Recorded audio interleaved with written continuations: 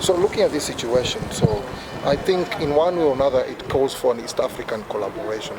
Is it underway? Because from what we've heard is that most of these drivers are picking this cargo maybe from the port of Dar es Salaam, and others are picking it from Mombasa.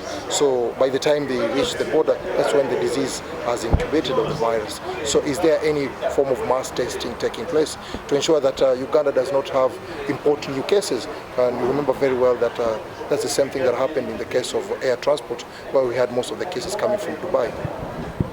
Yes, the president has indicated he will be making a nation address on Tuesday, and there are issues he will be communicating as far as the decisions that will be taken. Earlier today, there was supposed to have been a meeting between the East African Ministers of Health, but I am informed this meeting did not take place, a video conferencing meeting, but we have it under consideration to have an East African based response to COVID-19 and hope. The new cases are raising fears that Uganda's positive ratings in curbing the spread of COVID-19 might be watered down by the cargo truck drivers and their turn boys. This is a cross-border problem, and that's why we have the East African community. So the East African community must step up and come and deal with this thing. On our part, I think what I have had the discussion which I support is you rather get tested in Kenya. Uganda and Kenya must put up a joint testing center in Kenya and in Uganda. Whoever is going to Kenya, in Uganda, you are tested here when the Kenyans are also sure. Whoever is coming from Kenya coming to Uganda, he's also tested. Because now you see the people from Kenya come to Uganda and they are tested in Uganda, so our numbers are increasing. Uganda is a regional logistical hub despite being landlocked.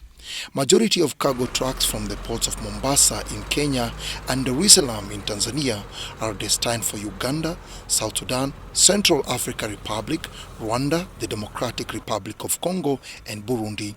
According to the Minister of Health, 3 mobile testing laboratories fitted on trucks have already been procured and deployed to key border crossings. One will be deployed in Tororo, another one will be deployed in Guru, to ensure that they pick samples from Eregu, and another one will be placed at Mpondwe, which is the main border with the Eastern Democratic of Congo, because currently they are having a double, I can say they're having both Ebola virus disease and also they also have cases of COVID-19.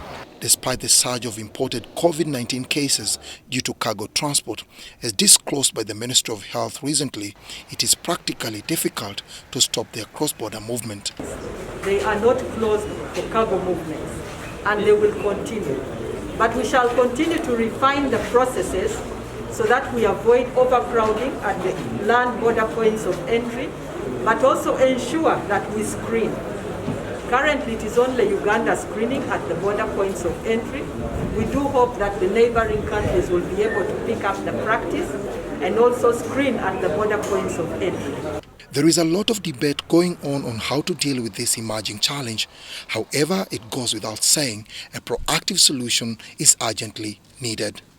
Dennis Igoa for UBC News.